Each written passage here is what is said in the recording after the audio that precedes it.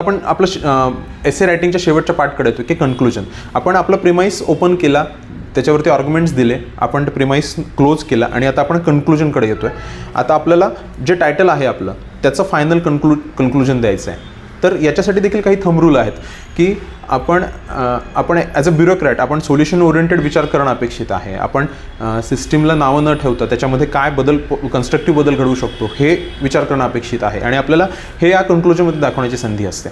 आणि त्यामुळे हे जे काही थंब रूल्स आहेत की ते पॉझिटिव्ह कन्क्लुजन असायला हवं, कन्स्ट्रक्टिव्ह, फ्युचरिस्टिक, ऑप्टिमिस्टिक आणि प्रोग्रेसिव्ह, हे जर आपल्याला डोक्यात ठेवलं तर आपण मला वाटतं एक चांगलं कन्क्लुजन आपण देऊ शकतो. आणि कन्क्लुजन या अर्थानं देखील महत्त्वाचं असतं कारण एक्झामिनर ते कन्क्लुजन वाचल्यानंतर लगेच मार्क देणार असतो. आपण त्यामुळे जे कन्क्लुजनमध्ये आपलं जे इम्प्रेशन पडतं that carries a lot of weightage. त्यामुळे कन्क्लुजन लिहिताना बरेच जण असंही करतात की इंट्रोडक्शन आणि कन्क्लुजन सेपरेट लिहून बघतात कच्च्या पानावरती.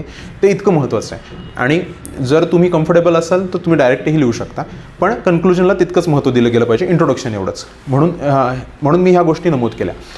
त्याला अजून काही आपण फॉर्म्युले किंवा असं टिप्स देता येतील कन्क्लुजनसाठी की जर आपल्याला काही डेफिनेटिव्ह कन्क्लुजन सापडत नसेल किंवा ज्याच्यामध्ये व्हॅल्यू कॉन्फ्लिक्ट किंवा मॉरल कॉन्फ्लिक्ट्स असतील तर अशा वेळी आपण आपल्या इथिक्समधले किंवा मॉरल कन्सिडरेशन्स आपण तिथे वापरू शकतो.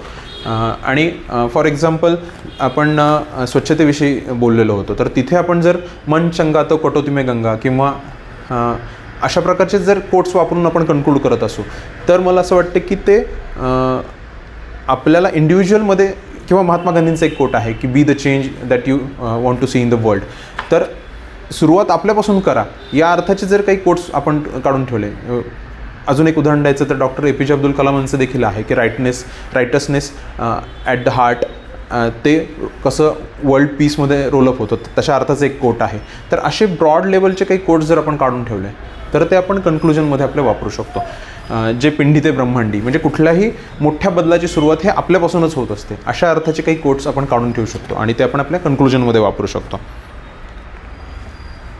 आता आपली ही ॲक्च्युअल बॉडी आपली पूर्ण एसेची लिहून झालेली आहे, म्हणजे प्रोसेसिंग आपलं जे महत्त्वाचं जे झालेलं आहे. आता त्याच्यानंतर येतं पोस्ट प्रोसेसिंग. तर त्याच्यामध्ये आपण आपलं लुक अँड फीलकडे लक्ष देणार आहे. मगाशी आपण समर्थ रामदासांचा जो श्लोक बघितला त्याच्यामध्ये देखील त्यांनी हेच सांगितलं की लिहावे नेटके, म्हणजे निबंध देखील आपण असा नेटका लिहायला पाहिजे आणि त्याची काळजी आपण आता सुरुवातीपासून तर घ्यायचीच आहे आणि ते अजून चांगलं दिसावं यासाठी आपण पोस्ट प्रोसेसिंगमध्ये हे फिनिशिंग टच देणार आहे की महत्त्वाचे मुद्दे अंडरलाईन करणं असेल किंवा काही कोट्स असतील त्यांना बॉक्स करणं असेल.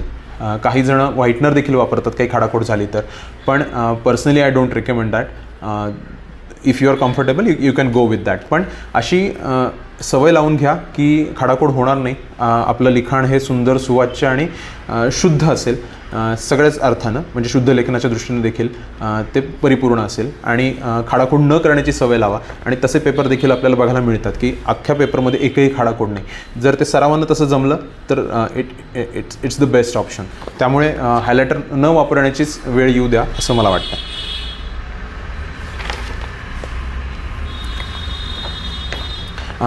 तर आता एसे आपण जो लिहितो असतो तेव्हा सगळ्यात महत्त्वाचं त्यातला एक आस्पेक्ट हा आहे की त्या एसेचा आपला फ्लो खूप महत्त्वाचा आहे. असं म्हटलं जातं की नदी जर कन्सिस्टंट असेल किंवा नदीचा प्रवाह जर सातत्यपूर्ण असेल तर तो एखादा दगड देखील कापू शकते. आपल्या निबंधाचं देखील तसंच आहे की जर आपल्या लॉजिकल आर्ग्युमेंट्समध्ये जर एक कन्सिस्टन्सी असेल तर आपला एसे जास्त इफेक्टिव्ह होतो. मराठीमध्ये त्याला प्रवाही किंवा ओघवती भाषा असं म्हटलं जातं. तर ती आपली ओघवती भाषा आपली एसेमध्ये दिसायला पाहिजे. म्हणजे असं नाही वाटलं पाहिजे की एखादा पॅराग्राफ संपला आहे आणि दुसरा काहीतरी ॲब्रप्टली नवीनच सुरू झाला आहे. तर त्याच्यामध्ये काहीतरी लॉजिकल इंटरलिंकिंग पाहिजे. तुमचा फ्लो एका व्यवस्थित दिशेनं तो डेव्हलप होत गेला पाहिजे आणि ते आपण स्ट्रक्चर जेव्हा बनवत असतो तेव्हा आपल्या डोक्यामध्ये तो फ्लो आला पाहिजे. हा फ्लो देखील आपण 2 लेवलवरती बघतो आहे की मॅक्रो लेवलवरती, जसं आपण मूवीजचं उदाहरण बघितलं की तुमचा एसे हा एक चांगली स्टोरी असली पाहिजे. स्टोरी टेलिंगचं जे टेक्निक असतं ते आपल्याला एसेमध्ये वापरलं पाहिजे. आपण जे ओपन करायचं, नंतर त्याला एक आर्क देऊन नंतर क्लोज करायचं, आपण जे डिस्कस केलं, तर your essay should be a good story. त्याच्यानंतर आपण याच्याबद्दल देखील बोललेलं स्टोरी आर्कबद्दल. आणि हे मग मायक्रो लेवलला कसं मॅनेज करायचं तर मी एक उदाहरण जसं दिलं की 1 पॅरा टू अनदर पॅरा आपलं जे ट्रान्झिशन असतं ते स्मूथ असलं पाहिजे. ते असं ॲब्रप्टली एक कोणता तरी थॉट आहे आणि नवीनच काहीतरी सुरू झालं असं नाही वाटलं पाहिजे. अदरवाईज आपलं एसे काय होईल की एक रँडम थॉट्सचं असं एक कोलाज आपलं तयार होईल. तर तसं आपलं दिसलं नाही पाहिजे.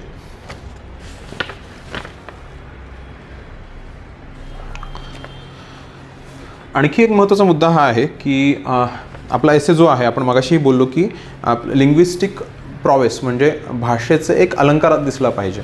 मग याच्यासाठी काय करता येईल? काही जणांकडे ते उपजत असतं, काही जणांचं वाचन चांगलं असतं, लिखाणाची सवय असते, त्यांच्याकडे हे उपजत येतं. ज्यांच्याकडे नाही त्यांनी काय करायचं? तर आपण आपल्या ग्रामरच्या अभ्यासासाठी वोकॅब्युलरी वाचतो, फ्रेजेस, इडियम्स वाचतो, मराठीमध्ये वाक्प्रचार म्हणी वापरतो. तर हे आपल्याला आपल्या एसेमध्ये वापरण्याचा सराव केला पाहिजे. त्याच्यामुळे आपल्या निबंधाची भाषा एकदम सुसंस्कृत आणि वेगळ्या लेवलची वाटेल. त्याच्यासाठी आपल्याला आपण जे व्होकॅब्युलरी करतो, इडियम्स, फ्रेजेस करतो, त्याचा वापर करायची सवय लावली पाहिजे. लिंग्विस्टिक एक्सप्रेशन म्हणजे तुम्ही कशा पद्धतीने एखादं आर्ग्युमेंट मांडताय. एखादं उदाहरण द्यायचं झालं तर पॉप्युलेशनच्या एसेमध्ये समजा मी असं लिहितोय की मी दादरच्या स्टेशनवरून उतरलो आणि मला तिथे खूप गर्दी दिसली, असं म्हणण्यापेक्षा मी दादरच्या स्टेशनवरून उतरतो तर काय, अबब किती मोठी गर्दी, कितीही गर्दी, असं जर आपण एक्सक्लेमेटरी म्हणजे उद्गारवाचक लिहिलं. किंवा अजून एखादं उदाहरण द्यायचं झालं तर सोशल मीडियानं आजच्या तरुणाईच्या भावविश्वामध्ये धुमाकूळ घातला आहे, असं स्टेट वाक्य लिहिण्यापेक्षा त्याला जर आपण क्वेश्चन टॅग लागला की नाही का, म्हणजे सोशल मीडियाने आजच्या तरुणाईच्या भावविश्वात अक्षरशः धुमाकूळ घातला आहे, नाही का, असं जर आपण त्याला क्वेश्चन टॅग लावला किंवा आपण प्लेन असर्टिव्ह स्टेटमेंटच्या ऐवजी एक्सक्लेमेटरी म्हणजे उद्गारवाचक वापरले, तर त्याच्यामुळे देखील आपल्या एसेचा टोन कॅची होऊ शकतो, पुढच्याचं नजर वेधून घेतली जाऊ शकते. तर अशा प्रकारची काही वाक्य जर आपल्याला एसेमध्ये वापरता आली तर ते देखील कटाक्षानं करायला पाहिजे. त्याच्यानंतर काही स्पेसिफिक वर्ड्स असतात. म्हणजे आपण जेव्हा जेंडर व्हायलन्सबद्दल बोलतो किंवा जेंडर पॅरिटीबद्दल बोलतो तेव्हा आपण सेक्स रेशो हा एक पॅरामीटर असतो ज्याच्यावरून आपण महिलांच्या स्थितीचा अंदाज घेऊ शकतो. तर तिथे जर आपण sex ratio is unfavourable to woman असं म्हणण्याऐवजी सेक्स रेशो इज स्क्यूड असा शब्द वापरला तर तो जास्त ॲप्ट होईल. आपल्याला जेव्हा आपण न्यूजपेपर वाचत असतो, इंग्लिश हिंदू असेल, इंडियन एक्सप्रेस असेल किंवा मराठीमध्ये लोकसत्ता, मटा असेल, तर याच्यामध्ये आपण असे एक्सप्रेशन्स बघत असतो की त्या स्पेसिफिक कन्सेप्टच्या निगडीत काही ॲडवर्ब्स आणि ॲडजेक्टिव्ज असतात. तर आपण जर ही सवय लावली की स्पेसिफिक किंवा ॲप्ट यूज ऑफ वर्ड याची सवय लावली तर आपला अजून एसे आपला उठावदार होऊ शकतो. त्याच्यानंतर काही जार्गन्स असतात, काही टेक्निकल विषय असतात. फॉर एक्झाम्पल एन्व्हायरमेंट रिलेटेड एसेमध्ये आपण जर कार्बन क्रेडिट किंवा ग्रीन हाऊस गॅसेस असे शब्द वापरले किंवा हेल्थ इज वेल्थ अशा टॉपिकमध्ये जर आपण IMR, MMR किंवा सिव्हिअरली ॲक्यूट मालन्यूट्रिशन, SAM, MAM असे जर टेक्निकल काही शब्द वापरले तर त्यांना देखील चांगला प्रभाव पडू शकतो. पण हे करताना आपल्याला काळजी घ्यायला हवी की ते टेक्निकल वर्ड्स खूप जास्ती होता कामा नयेत, ते एखाद्या थिसिससारखं वाटलं नाही पाहिजे, याची देखील काळजी घ्यावी लागेल आणि ते संतुलन आपल्याला साधावं लागेल. आणि हे सांगताना मी हे देखील सांगतो की मीडियम ऑफ एज्युकेशन, तुमचं स्कूलिंग कुठल्या मीडियममध्ये झालं आहे हे मॅटर नाही करत. तुम्ही जर तुमची नजर चांगली असेल तर तुम्ही हे शब्द हळूहळू तुमच्या व्होकॅब्युलरीमध्ये ॲड करू शकता आणि ते जर सतत वापरत राहिलं तर आपल्या त्या व्होकॅब्युलरीचा भाग बनतात आणि ते तुमच्या निबंधामध्ये दिसून येतं. पण हे करताना हे देखील लक्षात ठेवलं पाहिजे की फक्त अवघड शब्द वापरले म्हणूनच तुमचा एसे चांगला दिसतो असंही नाही आहे, ते एक चुकीचं परसेप्शन आहे. त्यामुळं अवघड शब्दांच्या मागे न लागता योग्य शब्द आणि जरी ते साधे असतील तरी वापरले तरी तुमचा एसे खूप चांगल्या पद्धतीने दिसू शकतो. हे सगळं डिस्कशन त्या लोकांसाठी आहे ज्यांचं लिंग्विस्टिक प्रॉवेस म्हणजे भाषेवरती प्रभुत्व नाही आहे आणि ज्यांना काही प्रयत्न करून आपल्या भाषेमध्ये इम्प्रूव्हमेंट करायची, थोडी अलंकृत भाषा बनवायची आहे, त्यांच्यासाठी हे काही टिप्स आहेत. मग हे सरावाचीच गोष्ट आहे आणि ही अशी 1 आणि 2 दिवसात येत नसते, आपल्याला ते ओव्हर द पिरियड करावं लागतं आणि ह्याच्यासाठी न्यूजपेपर हा एक खूप चांगला सोर्स आहे. आपण सोर्सेसबद्दल जेव्हा बोलतो आहे, पुढच्या एका स्लाईडमध्ये आपण सोर्सेसबद्दल बोलणार आहे. तर कोट्सबद्दल आपण बोललेलो होतो. तर कोट्सचा वापर अशा अर्थाने आपल्याला उपयोगाचा ठरतो की आपल्याला खूप कमी शब्दामध्ये खूप चांगला मेसेज देता येतो. किंवा कोट्स असतात ते युज्युअली कोणी मोठे विचारवंत किंवा काही साहित्यिक, काही संत असतात, यांचे काही श्लोक असतात, अभंग असतात, तर त्यांच्या अनुभवाचं सार ते काही शब्दांमध्ये, काही ओळींमध्ये मांडलेलं असतं. तर त्यामुळे त्याचा इम्पॅक्ट खूप पॉवरफुल असतो. उदाहरण द्यायचं झालं तर भ्रष्टाचाराच्या समस्येबद्दल जर एखादा एसे असेल तर तिथं संत तुकारामांचं तुका म्हणे द्रव्य देती तेही नरका जाती हा जर अभंग वापरला तर तो खूप चपखल बसतो. आणि तुम्ही प्रिव्हेन्शन ऑफ करप्शन ॲक्टमध्ये देखील हे बघितलेलं आहे की लाच देणाऱ्याला जशी शिक्षा आहे तशी घेणाऱ्याला देखील शिक्षा आहे. आणि हे ह्या अभंगामध्ये हे देखील रिफ्लेक्ट होतं की तुका म्हणे द्रव्य देती तेही नरका जाती, म्हणजे घेणारा आणि देणारा दोघेही नरकात जातात. तर अशा प्रकारचं जर कलेक्शन आपल्याकडे कोट्सचं असेल तर आपल्याला आपलं आर्ग्युमेंट्स बिल्ड करणं फार सोयीचं होतं. इथं काही उदाहरणं दिलेली आहेत की जॉर्ज ऑरवेल, अमर्त्य सेन यांचे जर काही कोट्स वापरले तर त्या निबंधाची इंटेलेक्च्युअल लेवल आपोआप वाढते. म्हणजे जरी तुम्ही त्यांची पुस्तकं वाचली नसली पण त्यांना कोट केलं तर आपोआप त्या एक्झामिनरचा तुमच्या एसेकडे बघण्याचा दृष्टिकोन चांगल्या अर्थानं बदलतो.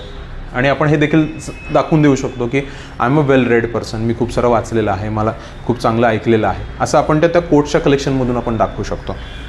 संत साहित्य हे खूप मोठं विजडम आहे आणि आपल्या सुदैवानं आपल्या मराठीमध्ये ते खूप मोठं भांडार आहे आणि त्यातून देखील आपल्याला खूप चांगली उदाहरणं, चांगले अभंग आपल्या एसेसाठी वापरता येऊ शकतात.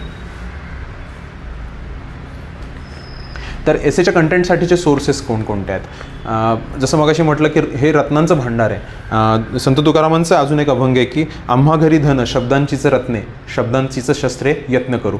म्हणजे आपल्याकडे हे जे शब्दांचं धन आहे ते आपल्याला गोळा करून ठेवायचं आहे आणि ते योग्य ठिकाणी वापरायचं आहे. मग त्याचे सोर्सेस कोणकोणते आहेत?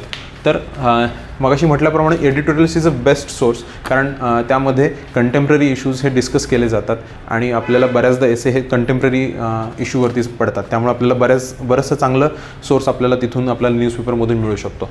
TV डिबेट्स हे इंटरव्ह्यूला देखील उपयोगाचे असतात, कारण आपल्याला एकाच विषयाचे वेगवेगळे मुद्दे, पैलू त्याच्यामध्ये उलगडत असतात आणि फॉर आणि अगेन्स्ट दोन्ही बाजू याच्यामध्ये आपल्याला कळतात. करंट अफेअर्स आपण आपल्या एक्झामसाठी, प्रिलिम्ससाठी, मेन्ससाठी करत असतो. तिथे देखील आपल्याला खूप सारा चांगला फॅक्ट्स, डेटा, बरेचसे रिपोर्ट्स असतात, बरेचसे इंडेक्स असतात. ते आपण जर आपल्या एसेमध्ये वापरले तर त्याने देखील आपल्या एसेला एक वेगळी उंची प्राप्त होते. आपल्याला आठवत असेल तर 2014 साली इरा सिंघल मॅडम भारतामध्ये पहिल्या आल्या होत्या. तर त्यांचं नॉन फिक्शन बुक्सचं वाचन खूप होतं आणि ते त्यांनी ॲक्सेप्ट केलं होतं की त्या वाचनामुळं त्यांच्या मेन्स आन्सर रायटिंगलाही फायदा झाला आणि एसेला देखील पर्टिक्युलरली खूप फायदा झाला आणि त्यांचे मार्क्स एक्सेप्शनली चांगले होते ह्या सगळ्या एसे आणि बाकीच्या मेन्समध्ये देखील. तर जर तुम्हाला, तुमच्यापैकी कोणाला अशी आवड असेल तर निश्चित ते तुमचं कल्चरल कॅपिटल तुम्ही इकडे वापरू शकता. ज्यांना सवय नसेल त्यांना मगाशी सांगितल्याप्रमाणे मोठ्या मोठ्या ऑथर्सचे काही कोट्स जर तुम्ही तुमच्या हाताशी ठेवले तर ते देखील तुम्ही वापरू शकता. या सोर्सेसमध्ये आपण मागेही डिस्कस केलं की GSच्या बऱ्याचशा ह्या UPSCच्या सिलेबसमधले मुद्दे आहेत की GSच्या सिलेबसमधले बरेचसे मुद्दे आपण आपल्या एसेमध्ये देखील वापरू शकतो. प्रेझेंटेशन म्हणजे आपण जे शेवटच्या मुद्द्यामध्ये बघितलं की आपल्या एसेमध्ये खाडाखोड नसणं किंवा आपला अक्षर सुवाच्य, सुंदर आणि शुद्ध लेखन असणं, हे सगळं प्रेझेंटेशनमध्ये येतं. आणि याच्यामध्ये वेगवेगळे फॉर्मॅट देखील आहेत. म्हणजे फक्त आपण पॅरेग्राफ मागे पॅरेग्राफ असं लिहिणं हा एक फॉर्मॅट झाला की जो जनरली केला जातो. त्याच्यापेक्षा काही वेगळे फॉर्मॅट देखील आहेत आणि UPSCमध्ये बऱ्याचदा ते बरेच कॅन्डिडेट्स वापरतात. फॉर एक्झाम्पल काही ग्राफ्स, फ्लो चार्ट्स, काही पिक्टोरियल्स काढणं, काही व्यंगचित्र काढणं, असं देखील म्हणजे लाईन डायग्राम्स काढणं हे देखील करतात. त्याच्याबरोबर आपल्याला बऱ्याचशा एडिटोरियल्स किंवा कॉलम्समध्ये हे बघायला मिळतं की आपण त्या पुढच्या 2-3 पॅराग्राफमधलं क्रक्स आपण एका लाईनमध्ये तिथं टायटल देतो. त्याला साईड हेडिंग्ज असं म्हणतात. म्हणजे आपण स्वच्छ भारतच्या एक्झाम्पलमध्ये जसं डिस्कस केलं की आपण आत्तापर्यंत काय केलं, मग ते फेल का होतं आहे, मग अजून काय करायला हवं, हे जे आपण लॉजिकल क्वेश्चनिंग करतो आहे तेच आपण जर साईड हेडिंग्ज म्हणून वापरलं तरी देखील तो एक प्रकार आहे. पण हे करताना आपल्याला लक्षात ठेवलं पाहिजे की ते ऑप्टिमल नंबरमध्ये झालं पाहिजे, त्याचा एक्सेस वापर करणं टाळलं पाहिजे. आता हे सगळं आपण बोललो की एसे लिहिण्याबद्दल, पण हे सगळं जर आपल्याला आपल्या मसल मेमरीमध्ये घालवायचं असेल किंवा आपल्याला जी वेळ एक्झाममधली असते त्या वेळेमध्ये हे सगळं मॅनेज करायचं असेल तर ह्यासाठी सगळ्यात महत्त्वाचा आहे सराव. संत तुकारामांचा अजून एक अभंग आहे की असाध्य ते साध्य करिता सायास, कारण अभ्यास तुका म्हणे. ह्याच धर्तीवरती एसेसारखा विषय की ज्याच्यामध्ये टाईम मॅनेजमेंट खूप महत्त्वाचं आहे, त्या विषयाला प्रॅक्टिस खूप महत्त्वाची आहे. जे विद्यार्थी एसे लिहित आलेले आहेत, ज्यांच्याकडे मेन्सचा काही अनुभव आहे, त्यांच्यासाठी हे कदाचित इतकी महत्त्वाची नाही आहे प्रोसेस. पण जे नवखे आहेत, ज्यांना अजून ते टाईम मॅनेजमेंट जमत नाही आहे, दिलेल्या वेळेमध्ये हे एसे पूर्ण होत नाही आहे, तर त्यांनी मात्र याच्यावरती खूप लक्ष दिलं पाहिजे. आणि मी स्वतः फॉलो करत होतो की दर रविवारी एक एसे लिहायचो आणि त्याच्यामुळे त्या दिवशी येणाऱ्या पुरवण्या देखील मी वाचून घ्यायचो आणि एसेसाठीच तो दिवस डेडिकेट करायचो. त्या दिवशी एसे लिहिणं, बाकीच्या अजून काही तुम्हाला मटेरियल एनरिच करायचं असेल, काही स्ट्रक्चर्स बनवायचे असतील, तर मी तो संडे मी डेडिकेट केला होता. त्याचा अजून एक फायदा असा होतो की इथं मी म्हटलेलं आहे की वीकली टाईम कॅप्सूल. तर त्या आठवड्याभरामध्ये तुम्ही जे काही वाचलेलं असतं, करंट अफेअर्स असेल किंवा GS असेल, तर ते सगळं तुमच्या त्या एसेमध्ये रिफ्लेक्ट व्हायला लागतं. आणि 2-3 महिन्यानंतर कदाचित तेवढ्या मायक्रो लेवलचं तुमच्या लक्षात नसतं, पण तुम्ही जो एसे लिहिलेला असतो तो तुमचे टाईम कॅप्सूल म्हणून काम करतो. आणि तुम्ही तो एसे जेव्हा वाचता तेव्हा तुम्हाला त्या गोष्टी रिकलेक्ट व्हायला लागतात आणि त्या ॲक्च्युअल एक्झाममध्ये पण तुम्ही रिप्रोड्यूस करू शकता.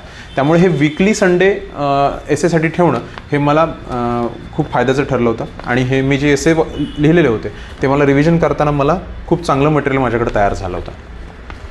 तर सुरुवातीला हे कॉन्शियस प्रोसेस करावी लागेल जे नव्यानं सुरू करत आहेत त्यांना. आणि नंतर त्याचं प्रॅक्टिस करून त्याचा सराव म्हणजे मसल मेमरीमध्ये जाईल असं सराव करायला लागेल. मसल मेमरीचं एक उदाहरण द्यायचं तर तेंडुलकर किंवा कोहली सुरुवातीच्या काळात जेव्हा त्यांनी क्रिकेट खेळलं तेव्हा त्यांना विचार करावा लागत असेल की बॉलर कुठून येतो, इन स्विंगर टाकेल की आउट स्विंगर टाकेल, त्याचा रनअप कसा आहे, याच्यावरून त्यांना जज करावं लागत असेल. पण नंतर इतकं प्रॅक्टिस झाल्यानंतर त्यांना फ्रॅक्शन ऑफ सेकंडमध्ये तो डिसिजन होतो. आणि त्यामुळेच त्यांच्या त्या मसल मेमरीमध्ये गेलेलं असतं. त्यामुळे त्यांना आता विचारही करावा लागत नाही की आता मी कोणता शॉट खेळायला पाहिजे. तसं आपल्या मसल मेमरीमध्ये म्हणजे हाताच्या मेमरीमध्ये हे आपलं प्रोसेस भिनली पाहिजे, जेणेकरून आपल्याला त्या तोटक्यात वेळेमध्ये देखील आपल्याला त्या निबंधाच्या ह्या सगळ्या स्टेप्स आपण इफिशियंटली फॉलो करू शकू. आणि त्यासाठी सरावाला पर्याय नाही आहे.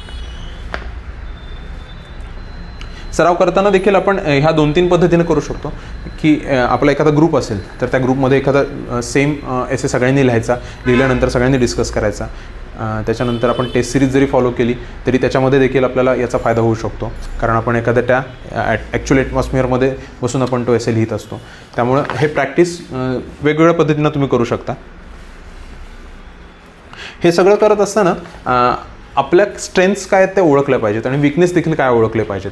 जर आपण आपल्याला बेसिक लिहिण्यामध्ये जर इश्यू असतील तर आपण त्याच्यावरती काम केलं पाहिजे. तुमची जर लिहिण्याची लेवल थोडी ॲडव्हान्स्ड असेल तर तुम्ही मग तुमच्या स्ट्रेंथ्स काय आहेत त्या वापरून तुमचं स्कोर अजून कसं इम्प्रूव्ह होईल याच्यावरती काम केलं पाहिजे. फॉर एक्झाम्पल मगाशी आपण इरा सिंगल मॅडमचं उदाहरण बघितलं की त्यांचं नॉन फिक्शन बुकचं वाचन खूप होतं. तर तसं तुमचं काय कल्चरल कॅपिटल आहे, तुम्हाला मूवीज बघायला आवडत असतील किंवा अजून काही तुमचं ऑप्शनल एखादा तसं असेल सायकोलॉजी किंवा फिलॉसॉफी रिलेटेड, तर तिकडचंही नॉलेज तुम्ही इकडे वापरू शकता. पण ऑप्शनलचं नॉलेज तुमचं वापरताना थोडी काळजी घ्यावी लागेल की तो तुमच्या ऑप्शनलचा आन्सर वाटू नये. त्यामुळे ते देखील संतुलन, एक बॅलन्स साधणं फार गरजेचं आहे. करंट अफेअर्स देखील आपण मागे डिस्कस केलं की करंट अफेअर्सचे जे फॅक्ट्स असतात, काही नंबर्स असतात, रिपोर्ट्स असतात, ते देखील आपण आपल्या याच्यामध्ये वापरू शकतो. आपल्या शेवटाकडे येतो आहे आपण. आणि एसेच्या पेपरचं जेव्हा आपण डिस्कस करतो तेव्हा ते 2 टप्प्यात करायला पाहिजे, किंवा मी त्याला 2 लढाया म्हणतो की एक्झाम हॉलमध्ये जाण्याच्या आधीची एक लढाई आणि एक्झाम हॉलमधली एक लढाई. आणि ह्या दोन्ही लढाया जिंकल्या तरच आपण अंतिम युद्ध जिंकू शकतो. पहिली लढाईविषयी आपण आता डिस्कस केलेलं आहे की त्याचं प्रिपरेशन कसं करायचं, त्यांचे स्ट्रक्चर्स कसे बनवायचे, त्याचा सराव कसा करायचा. आता दुसरी लढाई आहे ती सगळ्यात महत्त्वाची आहे की त्या ॲक्च्युअल एक्झाम हॉलमधली लढाई आपली. तर टाईम मॅनेजमेंट ह्या एसेच्या पेपरसाठी खूप महत्त्वाचं आहे, कारण इतर पेपरच्या तुलनेमध्ये इथे वेळ पुरत नाही. त्यामुळे आपल्याला ही क्लॅरिटी असणं अपेक्षित आहे की UPSCमध्ये 1000 ते 1200 वर्ड्स आहेत, MPSCमध्ये तेच 400 वर्ड्सचं आहे. UPSCला 1.5 तासाचा वेळ आहे, त्याच्यामध्ये 125 मार्काचा एसेचा एक पेपर असतो. असे 2 पेपर असतात 3 तासामध्ये. आणि त्याचं मी अलोकेशन असं करायचो, 1.5 तासाचं 20 मिनटामध्ये साधारण स्ट्रक्चर प्रिपेअर करायचं, 1 तास एसे लिहायचा आणि शेवटचे 10 मिनटं फिनिशिंग टच. MPSCमध्ये मी असंच केलेलं आहे. ह्याचप्रमाणे आपलं प्रेसे आणि ट्रान्सलेशन याच्या मार्क्सनुसार जर त्याला आपण निबंधाला वेळ दिला तर तो साधारण 45 मिनिट येतो. 25 मार्काचा एक निबंध, मराठीचा एक आणि इंग्लिशचा दुसरा. तर या 45 मिनिटाचं देखील ब्रेकअप मी असं केलेलं आहे. 10 मिनटामध्ये प्रिपेअर करायचं स्ट्रक्चर, त्याच्यानंतर एसे 30 मिनटात लिहायचा आणि शेवटच्या 5 मिनटामध्ये फिनिशिंग टच. हे जर आपण टाईम मॅनेजमेंट जर साधू शकलो तर तिथं आपण निम्म युद्ध जिंकलेलं आहे. कारण बऱ्याच जणांचा मी अनुभव बघितलेला आहे की त्यांचा एसे पूर्णच होत नाही किंवा एसे लिहिण्याच्या नादामध्ये प्रेसे राहून जातो. तर पहिलं तर ऑब्जेक्टिव्ह आपलं हेच असलं पाहिजे की MPSCमध्ये आपलं हे तिन्ही सेक्शन व्यवस्थित वेळ देऊन पूर्ण झाले पाहिजेत. मग हे जसं जसं होईल तसं त्याचा दर्जा तुम्ही वाढवत नेलात तर तुमचा आपोआप स्कोर वाढत जाईल. एसे आपण जेव्हा प्रॅक्टिस करत असतो त्यांचं तेव्हा इव्हॅल्युएशन फार महत्त्वाचं आहे. आणि आपल्याला आपल्या ग्रुपमधून आपल्याला काही इनपुट्स मिळतात त्याच्यानंतर आपण आपल्या मेंटर्सकडून त्याचा फीडबॅक घेतला पाहिजे. काही फॅकल्टी अवेलेबल असतील तर त्यांच्याकडून फीडबॅक घेतला पाहिजे. हे काम महत्त्वाचं आहे, कारण बऱ्याचदा असं आपलं होतं की मला जे सांगायचं ते मी लिहिलेलं असतं, पण ते पुढच्याला कसं कन्वे होतं आहे हे आपल्याला दुसऱ्याने वाचल्याशिवाय कळत नाही. त्यामुळे हा इव्हॅल्युएशनचा फीडबॅक लूप आहे तो क्लोज करणं गरजेचं आहे. त्यातून मिळणाऱ्या फीडबॅकवरती काम करून, इम्प्रूव्हमेंट करून, परत एकदा त्याचं इव्हॅल्युएशन करून घेणं, ही प्रोसेस खूप महत्त्वाची आणि ही इटरेटिव्ह प्रोसेस आहे. म्हणजे तुम्हाला जसा फीडबॅक मिळत जाईल तसं तुमचं इव्हॅल्युएशन होत राहील आणि तुमची इम्प्रूव्हमेंट होत राहील. माझा वैयक्तिक अनुभव आता शेवटी येताना आपण पुन्हा एकदा समर्थ रामदास स्वामींचा जो पहिला अभंग होता, श्लोक होता, तिकडे येऊया की अचूक शुद्ध लिहावे, वाचावे नीटनेटके, साकल्य अर्थ सांगावा यथातथ्य प्रचितीने. तर याच्यामध्ये तेच सांगितलेलं आहे समर्थ रामदासांनी की आपलं लिखाण शुद्ध पाहिजे, अचूक पाहिजे, सुंदर पाहिजे, नेटकं पाहिजे. त्याच्यासाठी आपलं वाचन नीटनेटकं पाहिजे. म्हणजे आपण जे सोर्सेस वापरणार आहे निबंधासाठी ते सोर्सेस सगळे नीटनेटके पाहिजेत आणि हे सगळं साकल्यानं म्हणजे कॉम्प्रिहेन्सिव्हली आपल्याला मांडता आलं पाहिजे, त्याचा अर्थ सांगता आला पाहिजे. मग हे सगळं होतं कधी? प्रचितीने. म्हणजे जेव्हा तुम्ही प्रॅक्टिस करता, सराव करता, तेव्हाच हे साध्य होतं. तर आपण आज निबंधाचा हा पहिला विभागामध्ये आपण निबंधाच्या बाराखडीविषयी बोललेलं आहे. आपण पुढच्या विभागामध्ये भेटू तेव्हा आपण निबंधाचे विषय आणि आशय याच्याबद्दल डिस्कस करणार आहोत. थँक्यू.